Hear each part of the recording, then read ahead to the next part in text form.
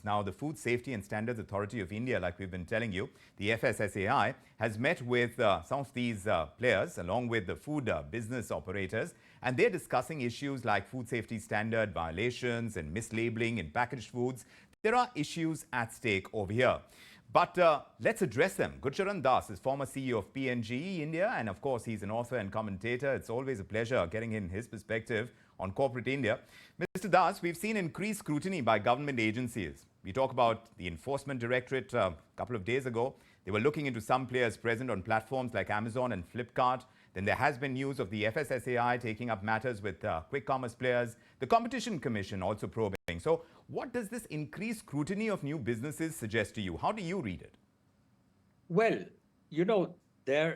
we've got to separate e-commerce from quick commerce, because e-commerce has been around for a while.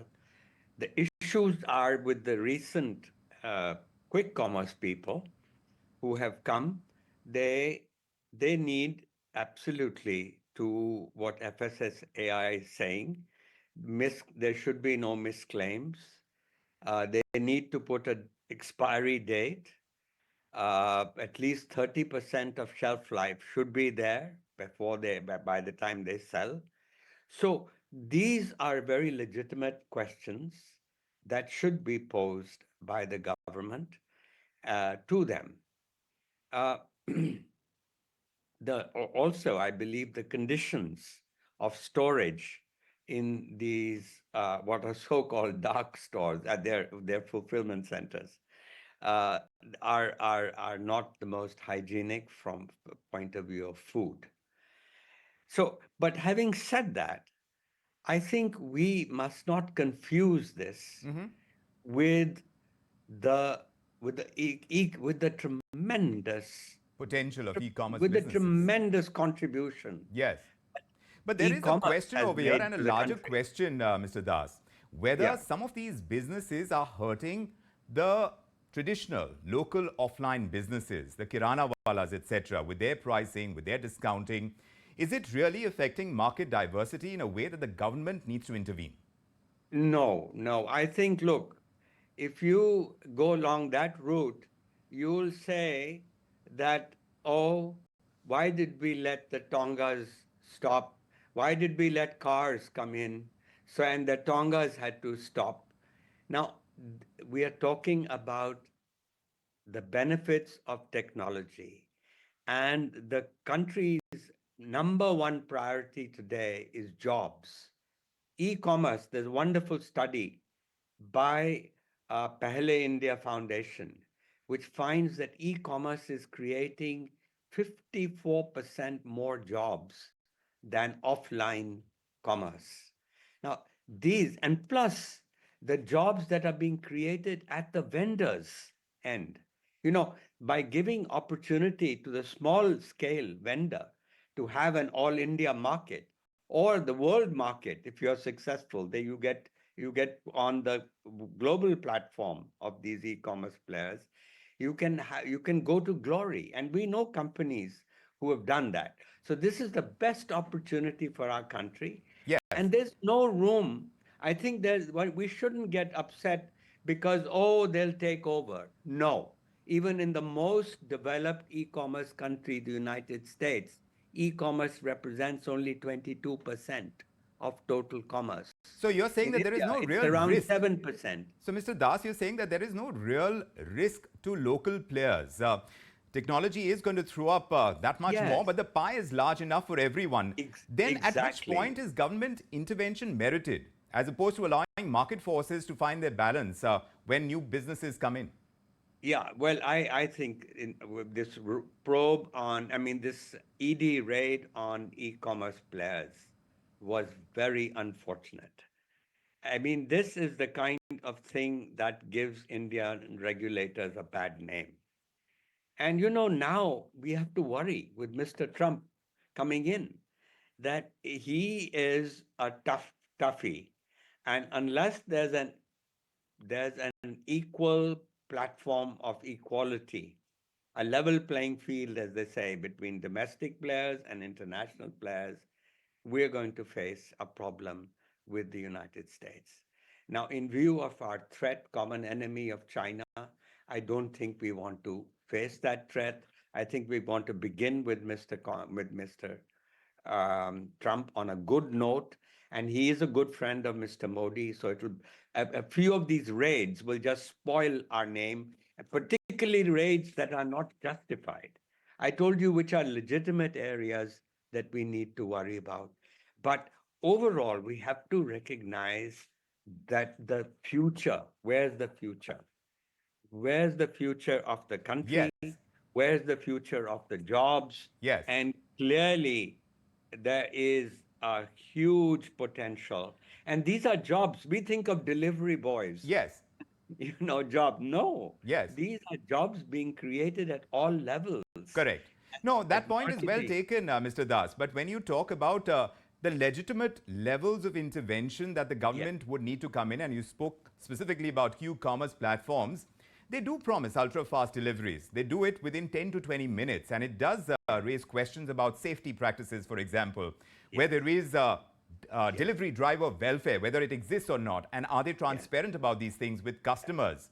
So yes, as these newer businesses evolve, and yes, there is that much more transparency, there is this entire gap period. yes. So is the government okay playing a cop at all times to ensure that new businesses follow the rule of law? Is that Yeah, what is the ask here? no, Vikram, I agree with you. We need regulation, and we need to make sure misclaims are not made. All these things are needed. The but sending the hounds of the ED sets a very bad signal in the eyes of the world. Right. Countries don't behave like that. And whether I don't know whether it's the Maharashtra election or what sends what the lobby of the Kirana merchants, etc. What is the pressure point here? Why do you But think it's happening? You are pointing in a certain direction, but why do you think a government would have that added scrutiny? Because at any point in time, there are checks and balances within the entire legal setup, as it were. And any yes, businesses can be scrutinized at various levels, no matter what kind of absolutely. business there is. But at Yes, a certain point in time, a government will decide that, look, this law needs to be applied over here, and we will yes, check whether or not it is being adhered to or not. I'm asking yes. you why it's happening over here. Well, I think you're raising a very good question, and certainly we need a regulator, and certainly, but the regulator in in most countries, you begin with a dialogue with the company. You begin if there are unsupported claims, if there are things wrong, these should be discussed. But there's been, what I find disturbing is that you have outstanding global companies, and to send your ED hounds after these top companies, it doesn't speak well for our own country. It doesn't speak well for the kind of regulation Yes, that we have.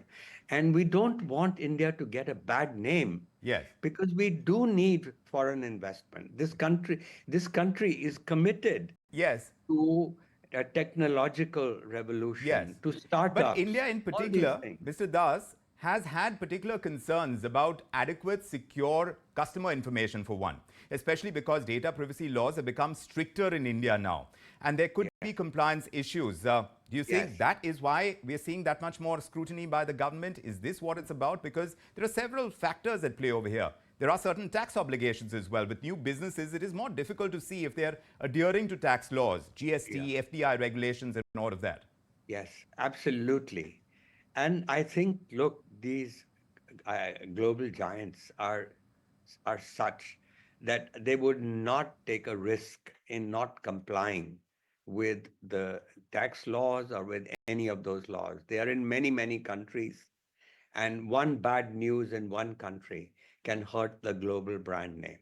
So I would say that I mean, I worked for one of these corporations in my old days, and this is before I was a full-time writer. Yes. And I know the sensitivity Yes. these companies have, the resources Yes. they have to ensure compliance. Indeed. And that's why this sort of, I've, over the last few years, Yes. there's been this repeated uh, trashing of these companies. And Yes. I think that doesn't speak well Indeed. for our But it's own also country. happening against the backdrop of the conflict between traditional and new businesses and how Yeah. government tackles it. Yes. Is there Yes. enough of the pie that has grown large enough for new players so as not to Yes. crowd out the old ones? All of Yes. that perhaps requires government intervention, but in what ways? And like you Yes. said, in perception, the government needs to have a winning card, especially when you see a growing economy and businesses Yes. need to thrive and be seen